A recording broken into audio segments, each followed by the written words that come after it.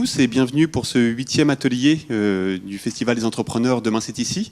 On est heureux de vous accueillir pour pouvoir découvrir un petit peu plus quels sont nos tiers-lieux qui sont présents à Caen. On a la chance d'avoir les trois représentants d'éminents tiers-lieux qui sont présents sur notre territoire. Ophélie Desrolles, qui est la responsable du WIP.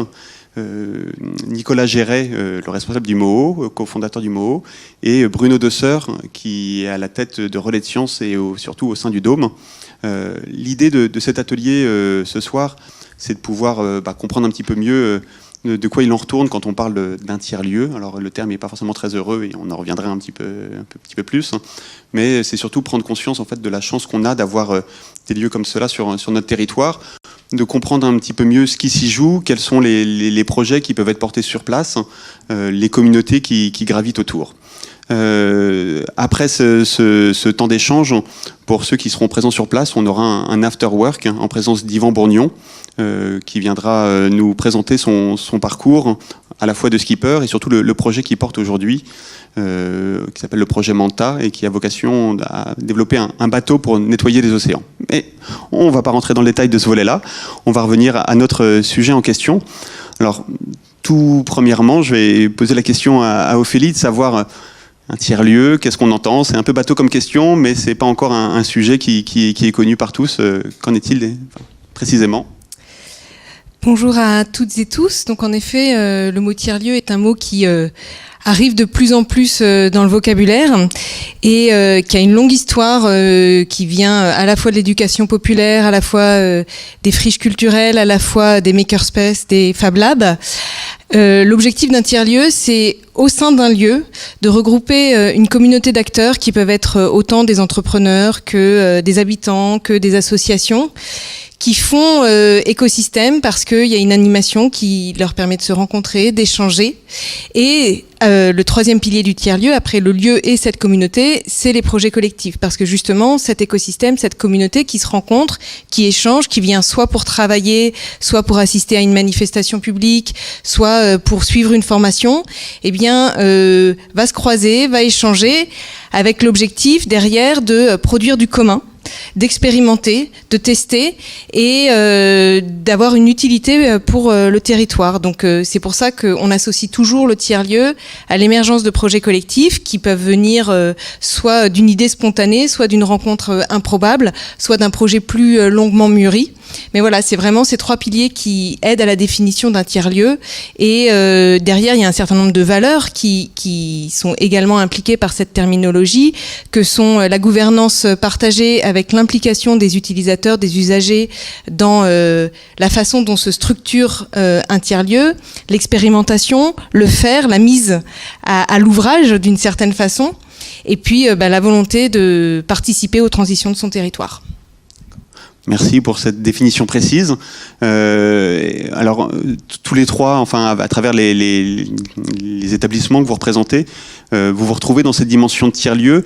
Quels seraient, en quelque sorte, les points communs qu'on peut retrouver justement dans vos trois établissements et communautés, peut-être? Enfin, je commence par des questions pièges. Hein. C'est moi qui vais, alors bonjour à tous. Les points communs, c'est sans doute déjà la volonté de transformer le territoire et puis d'agir, essayer de faire avancer les choses concrètement, et ça se fait qu'en collectif. Ça, c'est une valeur qu'on défend tous, avec des communautés assez complémentaires finalement entre nos trois lieux, qui ne sont pas tout à fait les mêmes, parce que ça permet aussi, pour plein de raisons, d'avoir une offre sur une ville comme Caen et sur une région comme la Normandie, des tiers-lieux complémentaires. C'est quelque part le sens de l'histoire et c'est bon signe. C'est des carrefours en fait, hein. C'est vraiment des carrefours pour la ville, au niveau professionnel, au niveau citoyen. Donc pour ce qui nous concerne côté MO, on travaille beaucoup avec les entreprises. On essaye d'être dans une dimension internationale. On est encore jeune, on est le dernier des trois lieux ouverts, donc on n'a pas un énorme recul encore, mais en tout cas c'est la volonté. Et c'est assez important de collaborer entre tiers-lieux, ce qu'on commence à mettre en place, puisque comme je disais, nous on n'est pas ouvert depuis très longtemps. Et c'est très important de collaborer entre tiers-lieux, parce qu'on a des échanges d'une part de bons procédés, mais aussi de communautés assez complémentaires qui ont des choses à découvrir chez chacun. Je ne sais pas si vous voulez ajouter ou... Ouais, moi je veux bien rajouter que au-delà des communautés, c'est un des enjeux des tiers-lieux, c'est d'hybrider les activités, donc et d'hybrider les publics. Hein, on l'a déjà dit, mais je pense que ça c'est quelque chose qui nous rassemble aussi tous les trois. Comme tu le disais, on a des publics un petit peu différents, mais qui ont la volonté de se mélanger. Donc c'est vraiment de décloisonner les pratiques professionnelles, donc vis-à-vis des entreprises ou vis-à-vis des étudiants ou vis-à-vis du grand public, c'est d'aller à la rencontre de l'autre, d'aller à la rencontre d'autres pratiques. On peut être un ingénieur et rencontrer un artiste qui va tout d'un coup donner une idée incroyable, ou échanger avec du public qui est en très grande difficulté socio-économique et qui va permettre aussi de s'ancrer dans la réalité d'un certain nombre. Donc c'est vrai que ce deuxième aspect du mélange des genres et de l'hybridation des publics et des activités est quelque chose d'important qui nous relie aussi. Et si on a un point à rajouter, je rajouterais celui de l'animation des réseaux, parce qu'on est tous les trois dans des communautés, comme l'a rappelé Nicolas, qui sont très différentes finalement, mais on peut avoir aussi des missions à vocation territoriale, soit parce qu'elles sont désignées, comme c'est le cas du Dôme, qui a une mission qui lui est confiée par la région Normandie, par exemple. Mais dans d'autres cas, on va répondre ensemble à des appels à projets, des appels à développement du territoire, avec d'autres partenaires, et on fait souvent de la construction de réseaux qui peuvent avoir des dimensions locales ou régionales.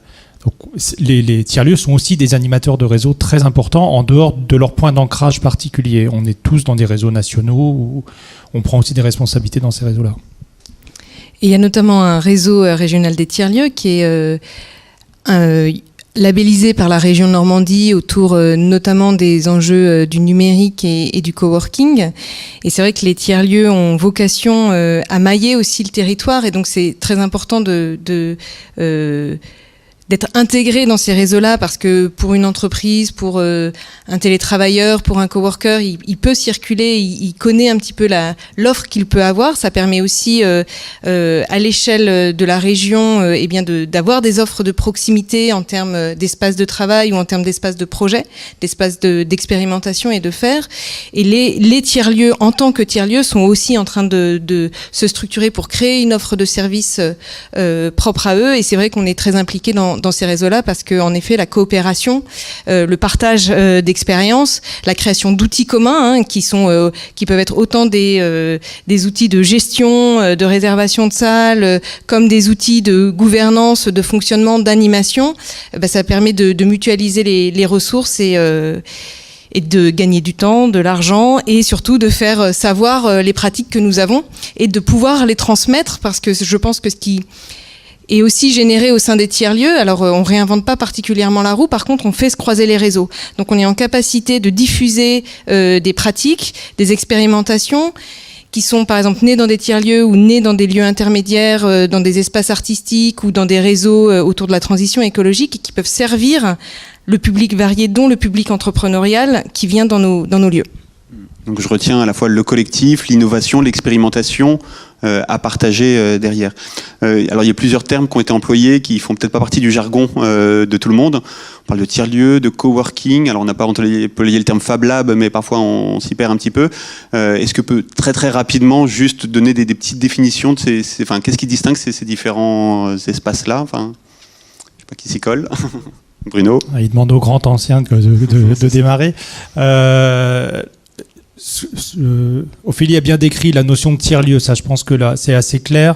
Dedans il y a cette particularité des Fab Labs qui sont des laboratoires de fabrication, de prototypage, qui sont ni plus ni moins des ateliers avec des machines-outils dedans, dans lesquels on va concevoir des choses. La particularité c'est que tout est rassemblé dans un espace extrêmement restreint et mis en communication au niveau international, puisque tous les Fab Labs se ressemblent, en tout cas font partie d'une même charte qui a été émise par le MIT. Et on peut du coup reproduire la même chose dans tous les Fab Labs du monde. Donc cette possibilité de faire localement quelque chose qui est extrêmement vite partagé, notamment en open source, ça c'est une caractéristique des Fab Labs qui est très importante et qui nous permet de disséminer ça au territoire régional. Nous on anime le réseau régional des Fab Labs et on est membre du réseau national des Fab Labs, sur lequel on essaie de faire monter les nouveaux métiers qui apparaissent là, ou les nouvelles compétences dans les référentiels de métiers au niveau national et européen, par exemple.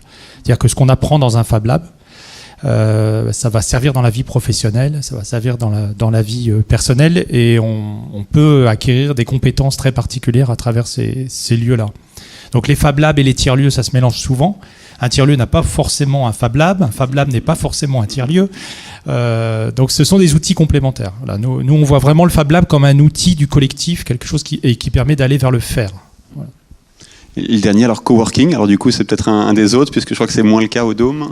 Moi j'ai le sentiment que coworking c'est un mot qui est assez compris, mais c'est un espace de travail partagé, si on veut le dire très sommairement.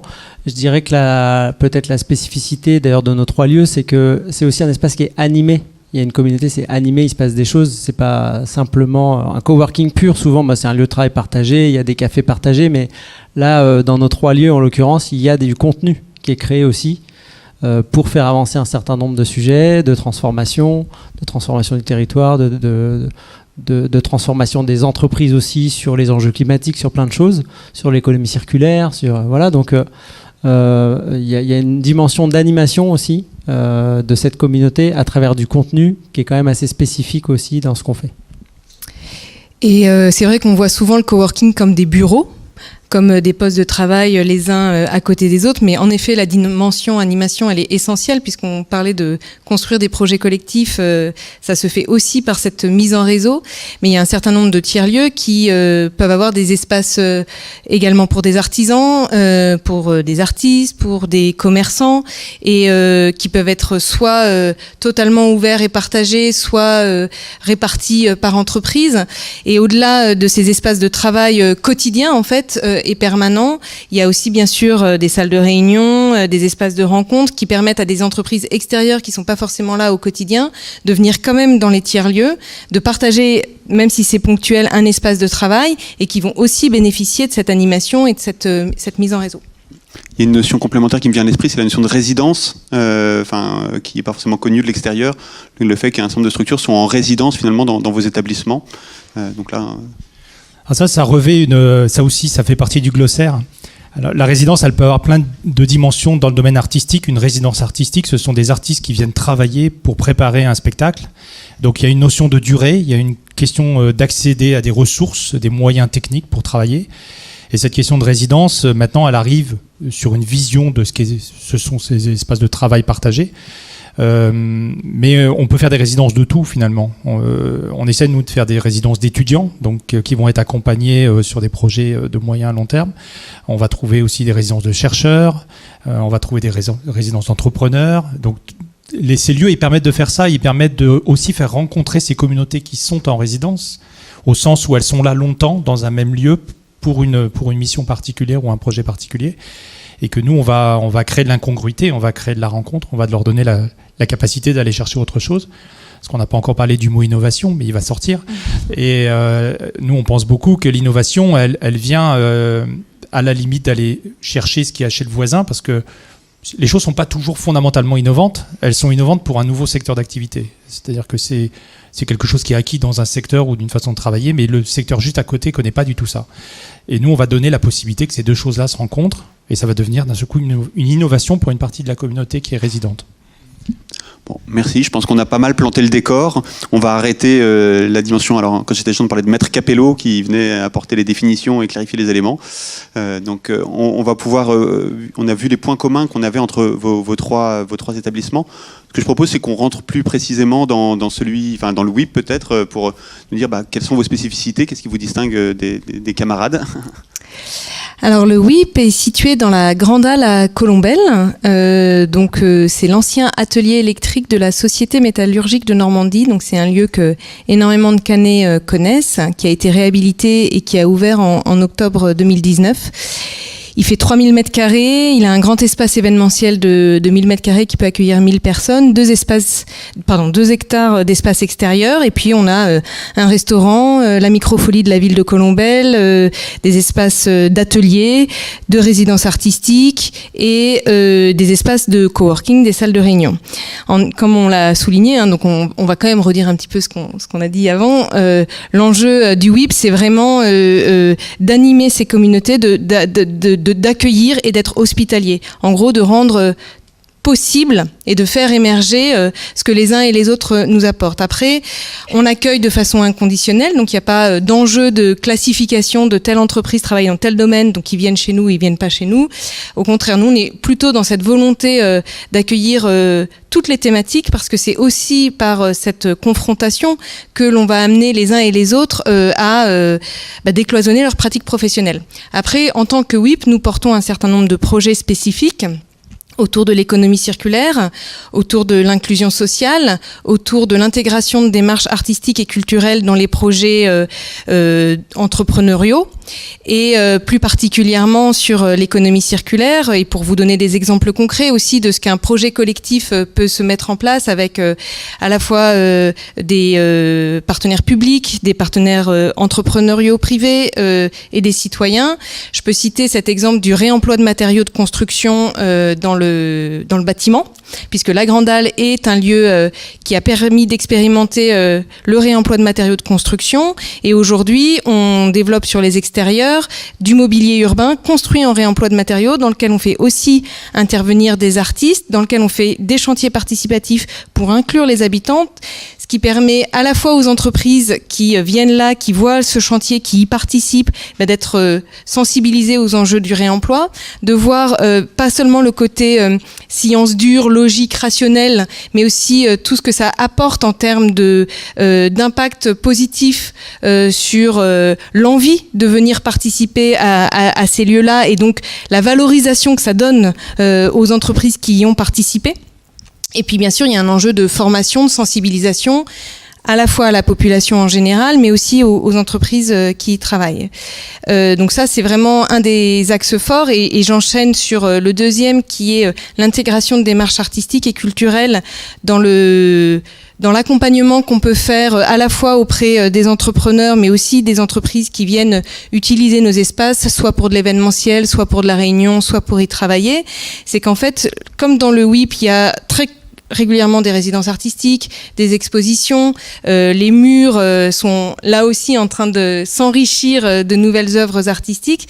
Ça permet aux uns et aux autres, en passant, de ne pas être venus pour rencontrer un artiste ou pour rencontrer quelqu'un en formation, mais parce qu'ils y passent, tout d'un coup, ça peut éveiller une nouvelle idée, ça peut provoquer une rencontre, et le mélange des genres fonctionne très bien. Des fois, il perturbe un petit peu, mais c'est normal, c'est fait pour. Et c'est vrai qu'on a vraiment cette dimension d'avoir des artistes en résidence, d'avoir des artisans en résidence avec des entreprises peut-être plus traditionnelles, mais parce qu'elles vont se croiser dans les couloirs, parce qu'on va organiser des moments de rencontre, eh bien, vont pouvoir échanger et les uns et les autres apprendre des pratiques.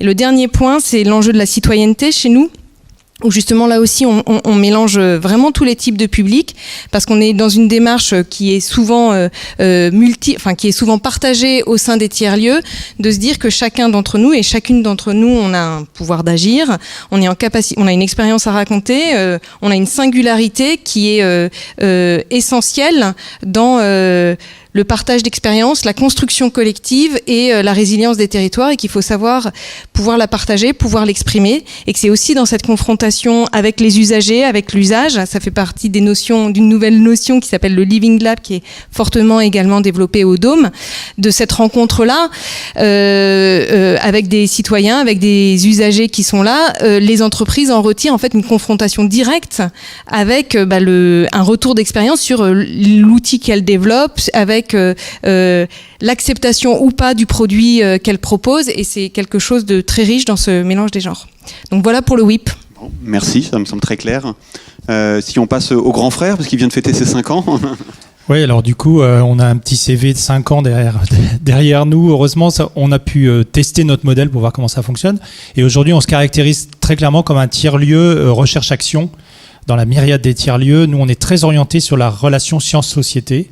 Donc, on a des coopérations particulièrement importantes avec l'université, avec les écoles d'ingénieurs, l'école de formation supérieure, etc., pour construire des projets qui sont orientés sur des véritables programmes de recherche ou des programmes d'innovation. Donc ça, c'est la particularité du Dôme. On est à l'origine d'un centre de culture scientifique et technique, donc on a ça dans notre ADN depuis longtemps. On est comme les autres sur les grands défis de transition européens, ce qu'on appelle, nous, la recherche et l'innovation responsable, qui étaient aussi les grands défis qui étaient repris dans cette terminologie qui s'appelait la RRI au niveau européen. Et puis la particularité peut-être du Dôme, c'est qu'il est piloté par une association culturelle. Donc c'est un modèle qui est tout à fait étrange dans le paysage. On n'est pas une délégation de service public, on est une association propriétaire de son bâtiment, avec la Chambre de commerce et d'industrie qui nous a aidé à réaliser ce bâtiment. Mais ça nous donne une force considérable pour pouvoir travailler, avoir une véritable autonomie en lien avec la région Normandie avec laquelle on a une convention dans le cadre de la culture scientifique et technique. L'objectif du lieu, c'est de croiser public et professionnel, c'est-à-dire que les publics rencontrent des gens qui sont vraiment en situation de recherche. Donc 5 ans d'existence du Dôme, qui n'est que le bâtiment d'une association qui a 23 ans d'existence. Donc ça, c'est quand même important de le dire. Ça veut dire que ça fait 23 ans qu'on est sur le territoire et qu'on peut mailler le territoire. Et donc actuellement, on est à peu près à 900 opérations par an qui sont proposées au Dôme et sur le territoire régional, puisqu'on a une compétence régionale. Et puis depuis 5 ans, ça fait à peu près 260 000 participants. Les jeunes représentent à peu près 30%. Et puis on a une centaine de doctorants qui travaillent sur des missions avec nous. Voilà, pour aller vite sur quelques chiffres. Parce que c'est bien d'avoir un peu de feedback au bout de 5 ans, quand même, de se dire est-ce que ça produit quelque chose en termes d'activité. Alors notre expertise, elle est sur le domaine des Living Labs dont parlait Ophélie, qui est effectivement la confrontation de milieux différents autour de l'usage, tout particulièrement de la population. C'est en cela qu'on fait des projets de recherche, action. Voilà, donc on a des entreprises, des universitaires, des artistes, des créateurs qui sont avec nous sur des programmes au long cours. On a cette particularité d'être Fab Lab et animateur de réseau de Fab Lab. Donc, c'est ainsi qu'on a pu faire l'usine partagée qui a permis de créer, notamment, on s'en souvient, ça s'est fait dans toute la France, des protections pour les soignants là, pendant la crise. Et puis, on a 2 spécificités. On travaille beaucoup sur les open badges. Je n'ai pas le temps de développer ici, mais c'est un peu notre dada, c'est de reconnaître la participation des gens par le fait qu'on va leur donner quelque chose qui numériquement reconnaît leurs compétences, fût-elle une soft skills, une compétence juste de savoir, de savoir-être, etc. Donc ça, c'est très précieux pour les entreprises. Pour ceux qui s'intéressent sur l'Open Badge, demain à 14h, il y aura un atelier où on parle notamment d'un collectif qui s'appelle Territoire partagé, sur l'insertion de personnes, et la question des open badges sera à nouveau abordée de façon un peu plus approfondie. Ça, c'est une compétence qu'on a au niveau national maintenant. L'association nationale des open badges fait partie de cette association, et l'association régionale est au Dôme. Et puis l'Open Science, qui est quand même un outil assez formidable de diffusion aujourd'hui de ce qui se fait sur ces pratiques-là. En termes de réseau, je cite juste là quelques petits réseaux particuliers parce que j'ai calculé qu'on avait été dans une 60aine de réseaux, donc on a un petit peu de mal à sortir les choses comme ça. Le réseau français des Fab Labs, ça me paraît important, mais j'en ai déjà parlé. La résidence de projet dont on a parlé, c'est-à-dire que nous, alors on n'est pas un espace de coworking tout à fait traditionnel et accessible comme mes voisins, parce que voilà, nous les gens s'engagent dans des projets dans le Dôme, ils construisent aussi la programmation du lieu. Mais on a eu, depuis notre création, une 50aine de structures qui sont là. On est le lieu de la French Tech centrale aussi. On pourrait parler de la French Tech, mais elle est installée dans nos murs avec En Normandie Développement. Et puis, on a créé un pôle de coopération sur la presqu'île de Caen. Donc, une nouvelle association qui regroupe les 20 grands acteurs de la presqu'île, ce qui fait à peu près plus de 500 000 personnes en termes de public, une trentaine d'ateliers, etc. Donc, une vraie force de frappe. Et on fait ça avec le WIP notamment, parce que ça s'étend sur toute la presqu'île de façon assez étendue. Quelle est notre utilité sociale ? On essaie d'être créateur de valeur. Et nous, on a un modèle qui vient des modèles canadiens sur les Living Labs, qui est de créer de la valeur d'affaires.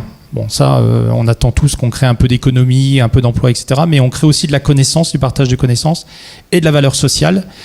Et la valeur sociale, c'est la capacité à entraîner de nouveaux projets, à mettre les gens en réseau et de faire de l'inclusion sociale. Et c'est le triangle vertueux pour nous. On pourrait y ajouter un pilier développement durable qui se retrouverait bien là, mais c'est vraiment là-dessus qu'on s'appuie, nous, pour développer notre modèle de création de valeur.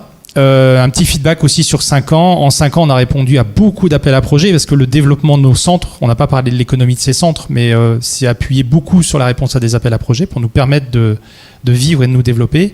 Et on a un taux de réussite de 70% sur ces appels à projets, ce qui, je crois, est assez important, ce qui fait de nous un bon camarade dans les tours de table pour aller sur des projets où on veut monter des choses un petit peu structurelles sur 2 ou 3 ans. Et j'ai fait le calcul, on a levé donc 9 millions d'euros. Je vais parler comme les startups. On n'a pas fait de levée de fonds en 2 minutes, mais en fait, avec ces appels à projets, depuis une dizaine d'années, on a quand même levé 9 millions d'euros, ce qui montre quand même qu'on est capable d'assurer notre propre développement. Pour finir, pour des entreprises qui souhaiteraient coopérer avec le Dôme, qu'est-ce qu'on peut faire ? Là, c'est le Turfu Festival, on est en plein dedans, donc c'est le seul festival français de recherche et d'innovation participative qui bat son plein en ce moment. On va avoir à la fin de la semaine 1500 personnes qui ont coopéré à des actions très concrètes de recherche et d'innovation. Donc ça, c'est un des points les plus importants. Donc c'est cette fameuse démarche de type Living Lab. Et puis peut-être souligner Territoire partagé, qui est un projet qu'on partage aussi avec le WIP. Vous voyez qu'on partage déjà beaucoup de choses, ça viendra avec le mot, mais l'ancienneté fait qu'on a déjà fait des projets ensemble.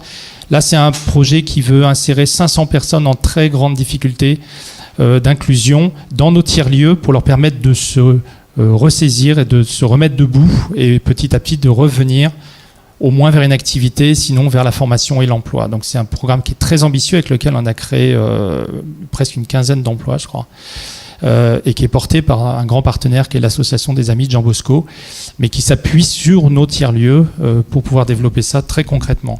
Donc et qui s'appuiera sur les entreprises pour pouvoir travailler avec elles les compétences des personnes qu'on... Absolument. Et demain, il y aura une intervention dans le cadre de ce festival, justement sur Territoire partagé. Mon collègue Mathieu Debar, qui coordonne ce programme, en parlera pour expliquer comment ça peut intégrer la dynamique RSE des entreprises, par exemple. Il y a un double volet, c'est-à-dire que les entreprises sont en manque d'emploi. Enfin, on l'a évoqué encore ce matin sur les notions d'attractivité et la difficulté de trouver des profils. Et c'est pas forcément des profils qui ont de multiples compétences. Et la notion d'open badge qu'on évoquait tout à l'heure, qui valorise les savoir-être, en l'occurrence, peut être un moyen d'intégrer et d'avoir des démarches d'accompagnement sur l'insertion. Donc voilà, il y a un vrai c'est vraiment ça. Nous, on parle de parcours. Donc, c'est des parcours de compétences qui vont leur permettre de reprendre pied et, à défaut d'avoir des diplômes ou des choses qu'ils peuvent valoriser immédiatement, montrer leur capacité à revenir dans des groupes, retravailler en équipe, etc. Donc, ça sera un programme que je vous invite à découvrir demain. Et puis, comme mes petits camarades, on fait beaucoup de visites de nos lieux. Donc, n'hésitez pas à pousser les portes. On a instauré, puisque la Chambre de commerce est avec nous au Dôme, on a instauré une visite tous les derniers vendredis du mois à destination des porteurs de projets, des chefs d'entreprise, qui leur permettent de voir en vrai comment ça se passe, parce que c'est quand même très abstrait tout ce que je vous raconte, j'en ai bien conscience. Alors, j'espère que ça illustre quand même et que ça éclaircit un petit peu les éléments. Alors, on a vu deux des lieux, il reste le petit jeune de l'étape, si je puis me permettre. Oui, nous on a 5 mois, on n'a pas 5 ans. En fait, en vrai, on a commencé ce projet en 2014, mais le temps qu'il sorte de terre, ça a pris un petit peu de temps. Mais on est vraiment ouvert depuis mai et on a encore plein de choses à mettre en place.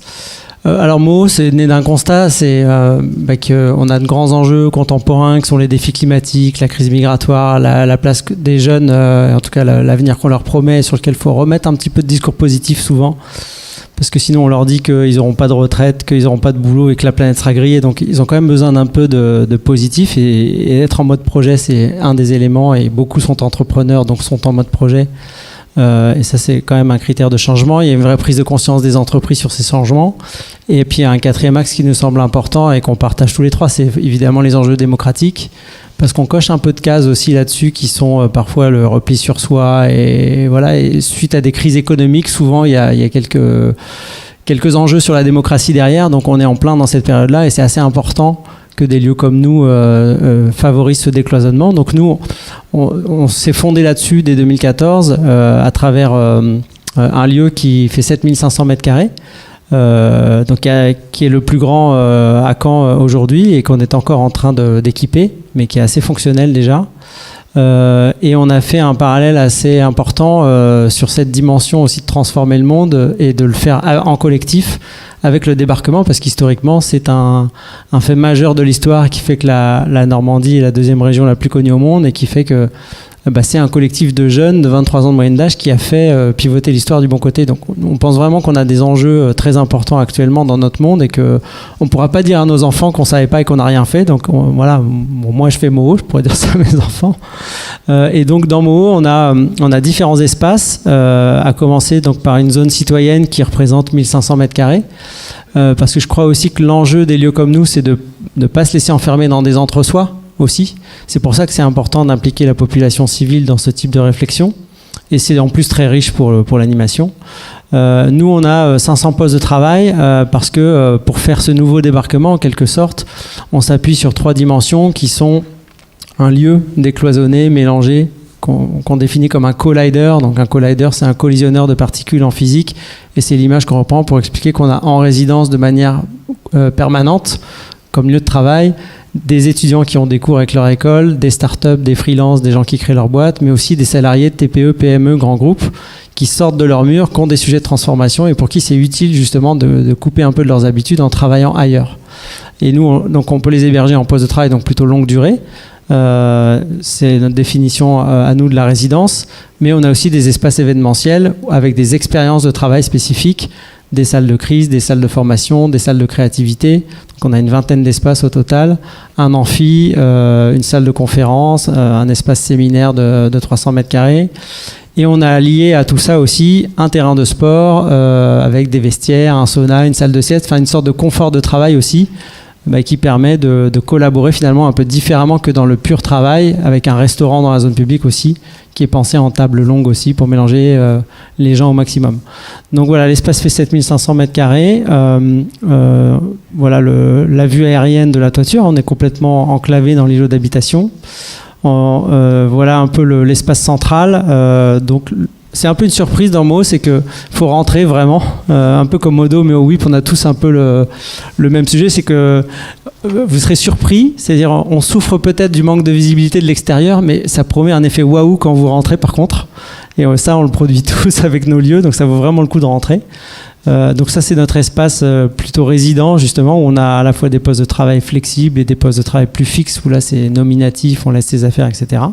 Un certain nombre de salles, comme je l'expliquais tout à l'heure, quelques visuels là, de l'amphi, de l'espace public, du terrain de sport qui est encore en cours d'aménagement, et puis cette zone publique dans laquelle on a aussi développé, donc nous, notre modèle, c'est qu'on a une SAS d'exploitation, dans laquelle la CCI d'ailleurs est partie prenante pour nous aider aussi. Donc on loue les espaces dont on n'est pas propriétaire pour le coup. Donc on porte toute la charge immobilière, mais on a aussi créé une fondation d'intérêt général pour financer des causes d'intérêt général. On a plus de 40 partenaires, entreprises locales et nationales dans cette fondation aujourd'hui. Et donc notre modèle, c'est d'avoir ce lieu. On développe des événements aussi. Donc on en accueille qu'on ne fait pas, mais il y en a qu'on fait aussi. Donc si je ne lance pas l'invitation pour mercredi soir, on accueille un explorateur très intéressant qui s'appelle Christian Clot au Moho, donc mercredi soir à 19h. Mon équipe va me dire que je ne l'ai pas dit sinon. Donc il faut que j'invite tout le monde à participer. C'est au Moho, on est 2 rues de la Gare à côté de la gare justement. Et la troisième chose qu'on fait, c'est qu'on développe des programmes pour les entreprises autour de la RSE, sur lesquels on crée des collectifs sur un certain nombre de thématiques qu'on voit là justement à l'image. Donc 8 thématiques qui sont liées aux objectifs de développement durable de l'ONU, des thématiques comme le plastique, comme l'alimentation, la biodiversité, l'économie circulaire, l'éducation, l'inclusion, la santé, l'énergie, qui sont des vrais sujets de territoire, mais qui sont aussi dans une capacité d'aller au national, qui sont des vrais enjeux nationaux. Et nous, notre rôle aussi, c'est d'aller prospecter des grands acteurs nationaux et de les faire venir à Caen, d'où notre proximité de la gare qui était très importante pour ça. Et aujourd'hui, on peut se battre avec plein de villes et plein de lieux. Alors se battre, c'est pas le bon terme, mais en tout cas, on peut exister par rapport à d'autres villes parce qu'on peut faire des allers-retours journée depuis Paris, capter des grands groupes, capter des internationaux. Sur le plastique, on travaille avec l'université de Berkeley, par exemple. Donc on crée des collectifs autour de ça aussi pour essayer d'avoir un impact qui soit national et demain, on l'espère, international. Merci. Je pense qu'on y voit un petit peu plus clair du coup sur vos 3 lieux et leur spécificité. Est-ce que, on l'a un petit peu abordé tout à l'heure, on voit qu'il y a des débuts de projets communs de certaines dimensions régionales qui ont pu être engagés, notamment sur le numérique. Enfin, c'était un petit peu évoqué. Je ne sais pas si Ophélie, tu peux nous en dire peut-être un petit peu plus. Alors oui, on a beaucoup de projets en commun avec le Dôme pour l'instant et bientôt avec le Moho. On a territoire partagé sur l'inclusion, on a le hub numérique inclusif qui est un appel à projet du ministère du Travail avec la Caisse des dépôts, donc où avec 4 acteurs à l'échelle régionale, le réseau Grain, le Kaléidoscope à Petit-Quevilly et nous deux, le Dôme et le Moho et le WIP. Pardon, Mathieu, écoute, on va changer, on change de lieu aussi. On travaille à coordonner toutes les actions de médiation d'éducation, d'initiation, de diminuer la fracture numérique à l'échelle régionale. Donc on va essayer de coordonner en partenariat avec les collectivités toutes ces activités, et on aura chacun un rôle de coordination sur les différents départements. Il y a ce premier projet. Il y a le fait que nous sommes depuis quelques jours lauréats, on fait partie des 10 lauréats français de quartier culturel créatif, qui est un appel à projet du ministère de la Culture avec le Dôme et le pôle territorial de coopération de la Presqu'île, qui a vocation à développer les industries culturelles et créatives et à mettre le rôle de la culture au centre aussi des enjeux d'aménagement, des enjeux de cohésion sociale, des enjeux de capacité à faire ensemble aussi. Voilà sur les principaux projets, et puis la structuration du réseau des tiers-lieux normands en complément de ce que fait déjà la région. Et puis on est aussi fabrique de territoire qui est... fabrique numérique de territoire d'ailleurs, qui nous permet de coordonner avec le Dôme, le Café des Images, le tiers-lieu Rive Droite et la Microfolie de la ville de Colombelles, un Media Lab. Donc c'est un service qui permet de produire des contenus audio et vidéo à la fois au service de la valorisation de nos projets, de la valorisation de nos utilisateurs et donc des entreprises qui sont dans nos lieux ou qui sont en résidence de projet, et qui permet de faire de la médiation numérique et de l'inclusion en produisant des contenus que chacun peut ensuite valoriser, dont il peut être fier. Donc ça, c'est les principaux projets communs que nous avons en ce moment. Ce qui est intéressant là-dedans, c'est vraiment la démarche, parce que le fait que maintenant on soit associé pour répondre à des appels à projets donne au territoire canet une force d'attractivité, une force de se positionner sur des projets qui sont des projets de dimension nationale ou européenne. Nous, on vient d'intégrer un nouveau groupement européen qui s'appelle le New European Bauhaus, qui va aussi émettre des appels à projets, cette fois-ci au niveau européen. Et on sait que notre force de réponse, elle ne réside pas dans le fait que le Dôme ou le WIP Mood répondent seuls, mais qu'on réponde en bande, quoi. On chasse en bande. Donc, on va en bande chercher ça, on amène avec nous nos écosystèmes. Et du coup, on arrive à monter des financements qui, sinon, n'arriveraient jamais sur notre territoire. Et ces financements, on les consomme à 90% sur notre territoire. Donc, il faut bien voir que c'est aussi quelque chose qui permet de faire de l'exogène et d'amener du projet. Et ces dynamiques d'équipe, elles s'accélèrent. On voit dans les dernières années le nombre d'appels à projets sur lesquels on est. Moi, j'ai 7 appels à projets Sciences et Sociétés en ce moment sur le dos. Ça va très, très, très vite. Heureusement que j'ai l'université de Caen pour le faire avec moi, parce qu'en fait, on a besoin d'être très nombreux pour aller sur ces projets et nourrir le territoire de tous ces programmes qui sont souvent des programmes pluriannuels et pluripartenariaux. C'est ça qui est vraiment intéressant pour le développement de notre territoire. C'est vrai que tu insistais sur le fait de dire on y emmène nos écosystèmes. Je pense que c'est un point qui est vraiment important à appréhender, en particulier par les entreprises. C'est-à-dire qu'on voit vos établissements qui parfois font peur, on ne comprend pas toujours ce qui s'y joue. On a l'impression qu'il y a une communauté qui serait fermée parce qu'il y a les sachants. Quand on est extérieur, on a du mal à en faire partie, alors que ce que j'espère que les gens auront compris avec votre démonstration au départ, c'est qu'au contraire, les portes sont ouvertes, que la diversité est recherchée, donc au contraire, c'est justement ceux qui ne connaissent pas encore qui sont invités à y venir. Et les programmes, là encore, c'est que ça devient vite complexe, parce que vous avez de nombreux programmes, de nombreuses thématiques, et vu de l'extérieur, on peut s'y noyer. Je pense qu'il faut rassurer sur ce volet-là, en disant la complexité, c'est vous qui la gérez, oui. Et d'accueillir, je sais pas ce que vous en pensez. Je voulais vraiment insister là-dessus, c'est parce qu'effectivement, cette complexité des appels à projets qui font fonctionner notre secteur, qui est, vous le comprenez, autour de l'économie sociale et solidaire, de la recherche, de l'éducation, de la culture, c'est très complexe, et nous avons cette expertise collectivement, on est capable de monter ça. Donc ça, c'est pas un souci pour les entreprises ou les groupements d'entreprises qui nous rejoignent. Par contre, on a besoin d'eux pour rendre ça concret, transformer ça sur le territoire. On ne peut pas faire sans les entreprises. Donc c'est là que nos forces vont s'adjoindre et qu'on va réussir à monter non seulement ces projets, mais au-delà des projets même qui nous sont proposés. Alors on parle beaucoup d'appels à projets, ce qui sous-tend des subventions, mais ce qu'il faut voir dans ces appels à projets, c'est qu'en fait ça permet de financer l'expérimentation et qu'en fait ça permet à nos tiers-lieux de mettre en mouvement ces expérimentations. On se définit aussi beaucoup par cela dans nos 3 tiers-lieux sur l'innovation sociale. On l'a vu aussi avec les projets de résidence que tu mènes au sein du MO. Et donc, en fait, cette expérimentation, elle a pour objectif derrière d'être transmise et d'être partagée avec l'écosystème entrepreneurial, qui peut des fois n'avoir rien à voir directement avec la thématique, mais qui va s'en servir derrière, parce que cette expérimentation, on la documente, on la met en commun, on la partage, et donc elle peut non seulement bénéficier à ceux qui sont dans nos structures, qui les utilisent au quotidien, mais surtout, elle peut servir à faire changer d'échelle un certain nombre d'entreprises. Je reprends l'exemple de l'économie circulaire et du réemploi de matériaux de construction. Ça touche autant les électriciens que les plombiers, que les maçons, que les très gros groupes de TP. Et là, avec une première expérimentation au niveau de la Grande Halle, demain, on va construire une plateforme logistique de réemploi de matériaux de construction avec des partenaires qui sont venus s'assembler autour de cette expérimentation et qui demain peut se développer plus largement sur le territoire régional. Donc c'est vraiment un exemple pour dire qu'en effet, notre vocabulaire peut être un petit peu complexe, qu'on est sur des fonctionnements économiques qui mêle de l'argent public, de l'argent privé et de l'engagement citoyen, mais qui derrière bénéficie à la fois aux collectivités et aux entreprises et aux habitants de nos territoires.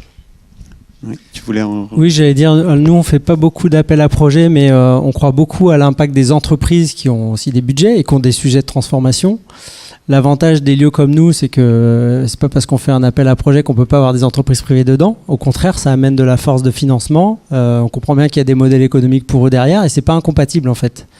Donc c'est vrai que nous, on travaille beaucoup avec les entreprises directement et on essaie de les accompagner en leur proposant un collectif et une démarche un peu différente dans leur approche. Et pour ça, il faut un écosystème qui soit fort à côté. Et moi, ce que j'avais envie de dire un peu, puisque il y a peut-être un public d'entrepreneurs et puis d'entrepreneurs confirmés aussi qui nous écoutent, c'est que les entreprises, elles peuvent contribuer aussi à l'intérêt général. Nous, on a créé cette fondation pour ça, mais aux actions culturelles de chacun. Et c'est important qu'elles comprennent de plus en plus, et c'est le cas, je crois, qu'elles peuvent contribuer et prendre le relais des collectivités sur un certain nombre de sujets où les collectivités peuvent plus tout faire, en fait. Donc, c'est important de s'investir dans ce sens-là. Et la transformation par le collectif, elle vient beaucoup aussi des entreprises qui ont la possibilité d'agir et qui, finalement, sont de plus en plus confrontés par leurs salariés et leurs clients aux questions de comment vous êtes plus responsable, comment vous êtes plus sobre, qu'est-ce que vous faites en termes de carbone et comment vous êtes plus exemplaire. Donc c'est des vrais sujets d'actualité sur lesquels les entreprises ont vraiment leur mot à dire et nous on croit beaucoup à cette transformation pour les entreprises. Okay. Alors, merci pour tous ces éléments. On voit qu'on est sur des modèles de développement qui sont distincts et qui offrent finalement des perspectives différentes pour les entreprises. Concrètement, quand je suis une entreprise, comment est-ce que je vais frapper à votre porte alors, sachant que certains sont un peu cachés au milieu des habitats, d'autres sont en hauteur, certains sont éloignés. Donc voilà, comment est-ce qu'on franchit la porte très concrètement ? Bon, en venant sur place, faut venir. Il y a un vrai enjeu à rentrer dans les bâtiments, je pense, pour nous 3. Il faut vraiment entrer, découvrir. Tout le monde est bienvenu. Moi, je dis pour Mo, mais je pense que c'est valable pour nous 3. C'est venez comme vous êtes, en fait. C'est comme McDo, en fait. C'est pas forcément. C'est encore mieux, si je peux me permettre. Pas tout à fait comme ça. C'est pas une bonne référence, peut-être. Mais non, venez comme vous êtes parce que on accueille tous les publics. Vraiment, moi, de manière caricaturale, Mo, on pourrait vraiment être un entre-soi et c'est un risque qu'on porte encore aujourd'hui d'être un lieu que de start-up et de grands groupes. Et on a une zone citoyenne et c'est très important. Ça amène une autre créativité d'être avec les citoyens, ça amène une autre dynamique, ça amène d'autres modes de fonctionnement. Et on accueille des associations aussi en résidence gratuitement, mais des associations d'intérêt général pour amener des publics sensibles qui aujourd'hui, quand on voit Mo, même si on n'est pas tout à fait terminé, peut-être on fait un peu peur. On se dit c'est pas pour moi, c'est des super tables et tout. Bien sûr que si, en fait, il faut rentrer. Donc moi je dirais rentrez, venez, appelez-nous. On est sur les réseaux sociaux tous. On est tous ouverts, on a tous une zone publique, donc le mieux c'est de venir. Oui, puis une entreprise ne fait pas l'autre, c'est-à-dire que l'entreprise c'est un champ extrêmement large avec des besoins très différents. Donc on ne peut pas avoir de réponse catalogue comme ça qui tombe. Ce qui est certain, c'est que c'est la rencontre qui va permettre de voir ce qui se passe entre un artisan qui va venir, quelqu'un qui travaille dans le commerce ou dans l'industrie ou qui a un projet technologique, la taille de l'entreprise, quels sont les besoins sur le territoire. Tout ça, on va le faire dans la rencontre. C'est vrai que c'est un espace un peu différent où il faut aller pousser la porte, trouver la porte déjà, quelquefois, la pousser, monter. Et tu parlais de l'effet waouh, effectivement, c'est vraiment ça. On le sent, ceux qui sont déjà rentrés dans nos lieux, ils n'ont pas de problème à nous recontacter, à revenir vers nous. Mais il faut passer ce premier pas et profiter de nos portes ouvertes, nos différents événements, qui sont d'excellentes occasions de venir nous rencontrer. Et en effet, on insistait sur l'accueil, l'hospitalité. On a tous ces fonctions-là pour justement bien accueillir la personne ou les personnes ou l'entreprise qu'elles se sentent pas perdues. Franchir le seuil, c'est des complexité que beaucoup de lieux et pas que les tiers-lieux rencontrent. Donc c'est vrai qu'il y a un enjeu aussi, dans notre cas, on a la chance d'avoir des espaces extérieurs importants et que donc l'accueil se fasse dès ces espaces extérieurs et donc incite à venir, incite à rentrer. Après, on a plein de points communs et on a plein de points de différence aussi. Et je pense que une entreprise qui va se retrouver au WIP se retrouverait pas forcément au Momo ni au Dôme. Et inversement, une entreprise va... J'incite aussi les entreprises à venir dans nos 3 lieux parce qu'elle trouvera chaussure à son pied. Et que c'est pas parce qu'un tiers-lieu fait pas l'autre. Et donc c'est pas parce qu'ils se sentiront pas forcément bien au WIP qu'ils se sentiront au contraire bien au Moho ou au Dôme. Donc ça, c'est vraiment important aussi comme tu le disais, la rencontre, l'échange, de voir le lieu, de sentir si on se sent à l'aise à cet endroit ou pas. Et là, on parle de nous 3. On est un certain nombre d'autres sur le territoire de Caen-la-Mer. Et vraiment, Ophélie a aussi évoqué le réseau des tiers-lieux normands. Allez voir, parce qu'il n'y a pas que nous 3 sur Caen, il y en a plein d'autres. Donc, je ne vais pas citer le nom, parce que je vais pas savoir. Et voilà. Mais allez voir, la carte est très bien faite sur le site de la région. Donc là-dessus... Tu me retirais les mots de la bouche, en l'occurrence, puisque on arrivait à la fin de cet atelier. J'avais encore plein de questions potentielles à vous poser. Alors, du coup, on n'a même pas eu le temps de prendre des questions dans la salle ou sur les personnes qui étaient en ligne, parce qu'on va être tenu par le temps. Mais alors, raison de plus de venir en direct les voir pour avoir les réponses aux questions que vous pourriez encore avoir. Effectivement, sur les autres lieux, il y en a de nombreux sur notre territoire. On a un territoire qui est particulièrement riche. Les ministres viennent même jusqu'à chez nous, à commencer par le premier et puis plusieurs de ses acolytes, vu la richesse de notre territoire en termes de tiers-lieux et de dynamique portée localement.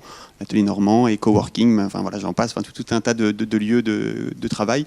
Même ici, au sein de la CCI, on a des espaces de coworking. Enfin voilà, il y a plein de possibilités qui s'offrent au territoire sur une des nouvelles manières de travailler. Donc surtout, saisissez-vous de ces espaces-là. J'espère que cet atelier aura répondu à certaines de vos questions, vous aura donné envie de pousser la porte. Merci à tous les 3 pour vos explications.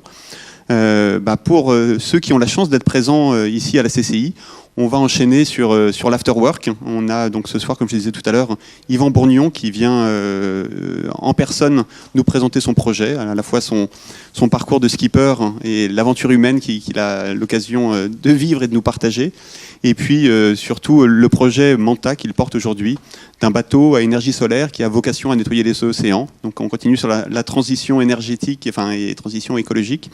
Et puis on le mettra en lumière par rapport à des expériences qu'on a pu porter sur nos territoires, notamment avec des Living Labs. Mais donc voilà, venez sur place pour pouvoir en profiter. Et pour le festival, on se retrouve demain en ligne avec des ateliers sur le développement des entreprises notamment, et l'export dès demain matin à 9h. Merci à tous, au revoir.